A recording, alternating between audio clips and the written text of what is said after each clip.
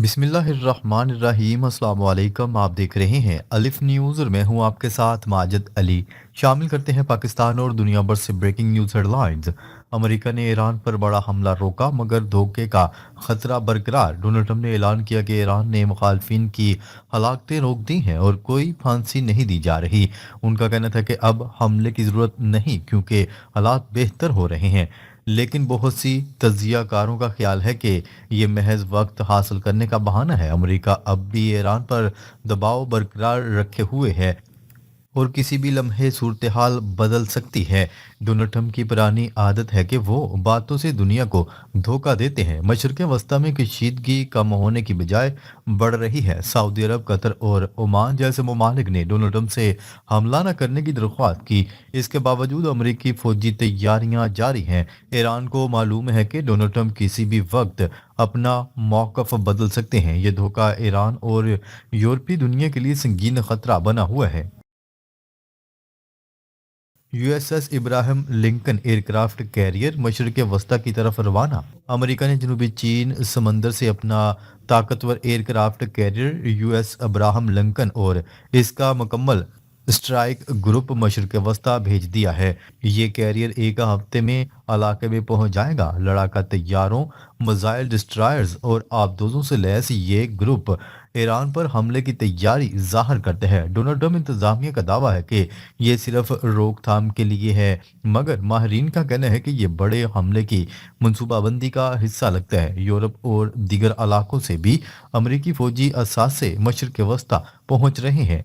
Iran में एहतजाज के दौरान ये इकदाम कशीदगी को बढ़ा रहा है। अगर हमला हुआ तो इलाके में बहुत बड़ी तबाही फैल सकती है। दुनिया की नज़रें इस कैरियर पर जमी हुई हैं।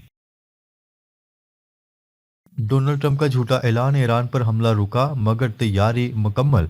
डोनाल्ड ट्रंप ने कहा है कि ईरान ने मुखालफिन पर हमले रोक दिए हैं, इसलिए अमेरिका अब हमला नहीं करेगा। लेकिन हकीकत यह है कि अमेरिका बमबार लड़ाका तैयारे और रिफ्यूलिंग तैयारे मशरक़ वस्ता पहुंचा रहा है। जनूबी कोरिया से पैट्रियट मिसाइल सिस्टम भी लाए जा रहे हैं। ये तमाम तैयारियां ईरान पर बड़े हमले के लिए हैं। पहले साइबर हमला नाकाम हुआ तो जहाज वापस मोड़ लिए गए थे। अब ज्यादा ताकतवर हमले का मंसूबा है। इसराइल भी हाई अलर्ट पर है और छुट्टियां मंसूख कर दी गई हैं। डोनाल्ड ट्रंप का ये बयान महज धोखा लगता है। ईरान की क़यादत को मालूम है कि अमेरिका कभी पीछे नहीं हटेगा। तेल की कीमतें गिरने का खतरा, सऊदी अरब और खलीजी ममालिक परेशान। अगर अमेरिका ईरान पर हमला करके रजीम तब्दील करता है तो ईरान का तेल अमेरिका के कब्जे में आ सकता है। इससे मार्केट में तेल की भरमार हो जाएगी और कीमतें 30 से $35 फी बैरल तक गिर सकती हैं। सऊदी अरब को 70 से $80 से कम पर खसारा होता है। वेनेजुएला का तेल भी अमेरिका कंट्रोल कर सकता है। खलीजी ममालिक को खदशा है कि इसराइल और अमेरिका पूरे इलाके को तबाह कर देंगे। सऊदी अरब, कतर, ओमान और मिस्र ने डोनाल्ड ट्रंप से हमले रोकने की इल्तिजा की। उन्हें मालूम है कि ईरान के बाद बाकी ममालिक भी निशाने पर आ सकते हैं। तेल की कीमतों का गिरना इनकी मैशियत के लिए बहुत बड़ा धचका होगा। ये महज जंग नहीं, माशी तबाही की साजिश लगती है। इसराइल का बड़ा मंसूबा, मशरक़ वस्ता को गज़ा बनाने की तैयारी। इसराइल ने गज़ा में टेस्ट कर लिया है कि इस्लामी ममालिक की कोई फ़ौज इसके ख़िलाफ़ नहीं आई। हिजबुल्ला और ईरान की क़यादत को निशाना बनाया गया। अब शाम में भी रजीम चेंज कर दिया गया। डोनाल्ड ट्रंप के साथ मिलकर इसराइल ईरान पर बड़ा हमला चाहता है। नेतन्याहू ने यूनान जाकर तैयारियां शुरू कर दी। इसराइल में शेल्टर्स खोल दिए गए हैं और फौज हाई अलर्ट पर है। उनका मकसद पूरे मशरक़ वस्ता को तबाह करना।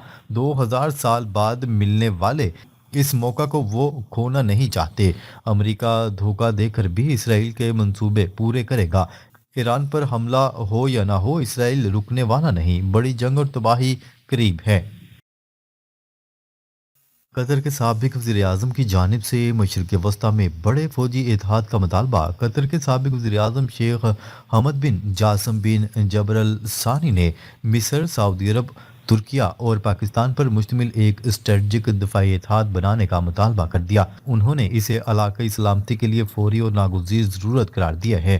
یہ بیان اس وقت سامنے آیا جب علاقائی حالات تیزی سے بدل رہے ہیں اور مغربی ممالک خاص طور پر امریکہ کی پالیسیوں پر تبدیلیاں دیکھی جا رہی ہیں۔ سعودی عرب اور پاکستان کے درمیان ستمبر 2025 میں طے پانے والا دفاعی معاہدہ اس اتحاد کی بنیاد بن سکتا ہے، جس میں ترکیہ بھی شامل ہو سکتا ہے۔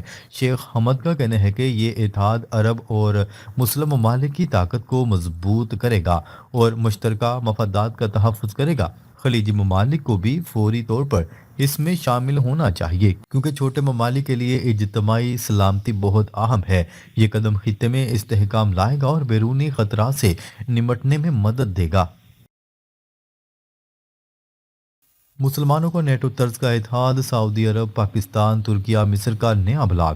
شیخ حمد بن جاسم نے مسلمانوں کے لیے نیٹو جیسا دفاعی اتحاد بنانے پر زور دیا ہے جس میں سعودی عرب، پاکستان، ترکیہ اور مصر مرکزی کردار ادا کریں گے۔ یہ اتحاد مغربی طاقتوں کی بدلتی ہوئی پالیسیوں کے مقابلے میں علاقائی ممالک کو مضبوط بنائے گا۔ سعودی عرب پاکستان دفاعی معاہدہ اس کی پہلی کڑی ہے اور ترکیہ کی شمولیت سے یہ مزید طاقتور ہو جائے گا۔ سابق وزیر اعظم کا خیال ہے کہ یہ بلاک خطے کے استحکام کو یقینی بنائے گا اور عرب مسلم دنیا کو ایک نئی طاقت دے گا۔ خلیجی ممالک کو بھی اس میں شامل ہو کر اپنی سلامتی مضبوط کرنی چاہیے۔ یہ اقدام خطے میں طاقت کے توازن کو تبدیل کر سکتا ہے اور بیرونی مداخلت کو روک سکتا ہے۔ یہ ایک تاریخی موقع ہے جو مسلم ممالک کو متحد کر سکتا ہے۔ ایران پر حملہ روکنے کے لیے نیتن یاہو کی ڈونلڈ ٹرمپ کو ہنگامی کال۔ نیو یارک ٹائمز کی رپورٹ کے مطابق اسرائیلی وزیر اعظم نیتن یاہو نے امریکی صدر ڈونلڈ ٹرمپ کو ہنگامی کال کر کے ایران پر ممکنہ حملہ روکنے کی درخواست کی۔ نیتن یاہو نے خدشہ ظاہر کیا کہ اگر حملہ ہوا تو ایران کی جانب سے شدید جوابی کارروائی ہو سکتی ہے جس سے اسرائیلی شہر مکمل طور پر تباہ ہو سکتے ہیں۔ یہ پیش رفت اس وقت سامنے آئی جب اسرائیل میں ہائی الرٹ ہسپتال تیار اور شیلٹرز کھول دیے گئے تھے۔ سوال یہ پیدا ہوتا ہے کہ آخر آخری لمحے میں اسرائیل کو پیچھے ہٹنے کی ضرورت کیوں پیش آئی؟ اس سے ظاہر ہوتا ہے کہ زمینی حقائق توقعات سے مختلف نکلے۔ ایران کا دفاعی نظام ناکام نہ ہو سکا، اسرائیل اور امریکی منصوبہ بندی خطرے میں۔ ذرائع کے مطابق اسرائیل نے ماضی کی طرح اس بار بھی ایران کے دفاعی نظام کو غیر فعال کرنے کی کوشش کی، تاہم یہ کوشش ناکام رہی۔ ایرانی ایئر ڈیفنس سسٹم مکمل طور پر فعال رہا اور کسی بڑے سائبر یا فضائی حملے کو مؤثر انداز میں روکا گیا۔ یہی وجہ ہے کہ امریکی اور اسرائیلی جنگی طیاروں کو واپس بلانا پڑ گیا۔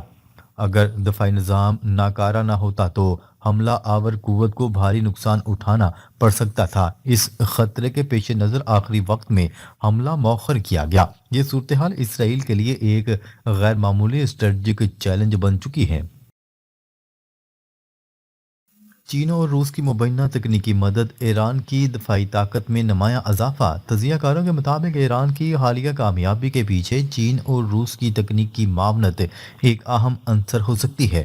اطلاعات ہیں کہ جدید ریڈار سسٹمز اور دفاعی آلات ایران تک پہنچائے گئے جس کے بعد امریکی اور اسرائیلی طیارے بآسانی ڈیٹیکٹ ہونے لگے۔ اسی دوران سٹارلنک انٹرنیٹ سروس بھی اچانک بند ہو گئی جس سے ایران میں احتجاجی سرگرمیاں محدود ہو گئیں۔ اس پیش رفت نے ایران کو اندرونی اور بیرونی دونوں محاذوں پر مضبوط کیا ہے۔ یہ صورتحال مغربی اتحاد کے لیے تشویش کا باعث بن گئی ہے۔ ایران کا علاقائی ممالک کو واضح پیغام، حملہ ہوا تو اڈے محفوظ نہیں رہیں گے۔ ایران نے سعودی عرب، قطر، عمان، کویت اور دیگر خلیجی ممالک کو واضح پیغام دیا کہ اگر ان کی سرزمین ایران کے خلاف استعمال ہوئی تو سخت رد عمل دیا جائے گا۔ ایرانی قیادت کا کہنا ہے کہ ان ممالک سے دشمنی نہیں مگر کسی بھی فوجی تعاون کا جواب براہ راست حملے کی صورت میں دیا جائے گا۔ اس انتباہ کے بعد عرب ممالک نے امریکہ پر دباؤ بڑھایا کہ کشیدگی کم کی جائے۔ یہی دباؤ ڈونلڈ ٹرمپ کے فیصلے پر بھی اثر انداز ہوا جبکہ خطے میں ایک بڑی جنگ کا خطرہ وقتی طور پر ٹل گیا ہے۔ رجیم چینج منصوبہ ناکام، ایران کی بڑی اسٹریٹجک فتح قرار۔ تجزیہ کار اس صورتحال کو ایران کے خلاف رجیم چینج آپریشن کی واضح ناکامی قرار دے رہے ہیں۔ ایران کے اندر مبینہ موساد نیٹ ورک کا بے نقاب ہونا اور گرفتاریوں نے اسرائیل کو شدید نقصان پہنچایا۔ اس کے برعکس ایرانی حکومت کو داخلی سطح پر تقویت ملی اور عوامی حمایت میں اضافہ ہوا۔ اگر ایران میں حکومت تبدیل ہو جاتی ہے تو عالمی منڈی میں تیل کی قیمتیں تیزی سے گر سکتی ہیں، مگر اب یہ منصوبہ بھی ناکام ہو گیا ہے۔ یہی وجہ ہے کہ ایران کی اس پیش رفت کو ایک بڑی جیوپولیٹیکل فتح کہا جا رہا ہے، جبکہ امریکہ اور اسرائیل کو سفارتی سبکی کا سامنا ہے۔ ناظرین، اب تک کے لیے اتنا ہی۔ مزید خبریں لے کر بہت جلد آپ کی خدمت میں حاضر ہوں گے۔ تب تک کے لیے اپنا خیال رکھیے گا۔ اللہ نگہبان۔